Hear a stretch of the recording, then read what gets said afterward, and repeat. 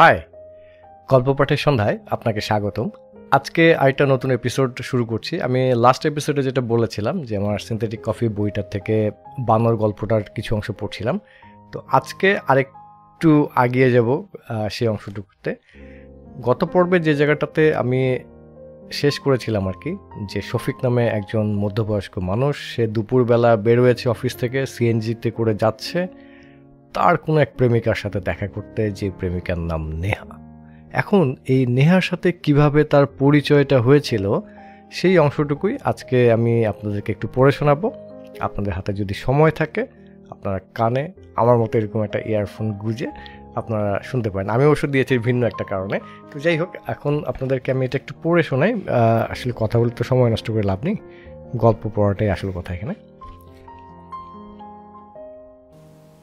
নেহার সাথে শফিকের পরিচয় কাটা বনে, মাছের দোকানে। ঘটনাটা এমন, সেদিন ছিল শুক্রবার, অফিস বন্ধ। বিকেলে ঘুম থেকে ওঠার পর তার মনে হলো বাসার অ্যাকুরিয়ামের মাছের খাবার শেষ হয়ে গিয়েছে। আজকে না কিনলে পরে আর পুরো সপ্তাহ সময় পাওয়া যাবে না যাওয়ার জন্য। মাছগুলো খেতে না পেয়ে মরে যেতে পারে। তাই খানিকটা অনিচ্ছা নিয়েই বাসা থেকে বের হয়েছিল সে। কিন্তু কে জানতো মাছের খাবার কিনতে গিয়ে তার দেখা হয়ে যাবে মৎস্যকুমারীর সাথে। শফিক সবসময় একই দোকান থেকে মাছের খাবারের প্যাকেট কিনে নিয়ে যায়। দোকানের ছেলেটা বেশ ভালো, কখনো খারাপ জিনিস দেয়নি। একবার অনলাইনে খাবার অর্ডার করে সে খাবার খেয়ে কিছু মাছ মরে গিয়েছিল। এরপর থেকে সে আর আজে বাজে জায়গা থেকে মাছের খাবার কেনে নেই। তখন বিকেল প্রায় 5টা, আকাশে গোধূলির আলো ছড়িয়ে পড়েছে। শফিক দোকানের ভেতর ঢুকে দেখল অপরূপ সুন্দরী একটা মেয়ে দাঁড়িয়ে দাঁড়িয়ে মাছ দেখছে। দীর্ঘদিন সে এত রূপবতী মেয়ে দেখেনি। গোধূলির আলোতে নাকি কোনো মেয়েকে দেখতে নেই। সোনা রঙা সেই আলোয় পৃথিবীর সব মেয়েকে রূপবতী মনে হয়। ব্যাপারটা কী ছিল কে জানে, কিন্তু প্রথম দেখাতেই মেয়েটার প্রতি শফিকের একটা প্রেম ভাব জাগ্রত হলো। বহুকাল তার ভেতর সে এমন কাম লালসা অনুভব করেনি।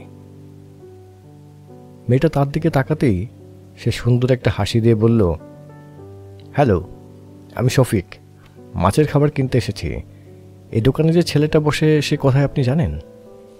হ্যাঁ, সে আমার জন্য একটা বড় কাচের জার আনতে গিয়েছে, চলে আসবে হয়তো এক্ষুনি, বলে মেয়েটা আবার মাছ দেখতে শুরু করলো। এমনিতেই ভয়ঙ্কর রূপ, তার উপর মেয়েটার কণ্ঠ শুনে শফিকের বুকের ভেতর হার্ট দ্রিম দ্রিম করে বাজতে লাগলো। এত সুন্দর, এত সুন্দর কণ্ঠ! শফিক নিজেকে আর ধরে রাখতে পারল না। সে বলেই বসল, আপনি এখানে মাছ কিনতে এসেছেন বুঝি? হ্যাঁ, আমার বাসার জন্য কিছু গোল্ডফিশ নেব। আগেরগুলো কেন যেন সব মরে গেল। দোকানের ছেলেটা বলল আমার কাচের জারটা নাকি ছোট ছিল, তাই মরে গেছে। কে জানে, তবে আমার ভীষণ মন খারাপ হয়েছে। কি যে সুন্দর ছিল মাছগুলো। শফিক তখন বলল, আসলে বাসায় অ্যাকুরিয়ামে মাছ রাখার কিছু নিয়ম আছে। আপনি সেভাবে না রাখলে যত যাই করুন না কেন মাছ বাঁচাতে পারবেন না। আমি নিজে প্রায় 10 বছর ধরে বাসায় মাছ রাখি। আগে বুঝতাম না কিভাবে এদের যত্ন করে রাখতে হয়। তখন আমার মাছগুলোও প্রায় মরে যেত। ও তাই বুঝি, আমাকে একটু বলবেন কি করতে হবে? বলল মেয়েটা। কেন, এই দোকানের ছেলেটা আপনাকে কিছু বলেনি? জানতে চাইল শফিক। বলেছিল, কিন্তু আমি যেতে যেতে সব ভুলে গেছি। আসলে আমার মাছের ব্যাপারে তেমন কোনো এক্সপিরিয়েন্স নেই, তো দেখি এবার একটু পড়াশোনা করতে হবে। আমি চাই না আমার নতুন মাছগুলো আবারও মরে যাক, বলল মেয়েটা। মেয়েটার কথা শেষ হতেই দোকানের ছেলেটা চলে এলো। শফিককে দেখে সালাম দিয়ে বলল, স্যার ভালো আছেন? কি লাগবে? আমাকে ওই ফিশ ফুডগুলো দাও তো, 2 প্যাকেট। আচ্ছা স্যার।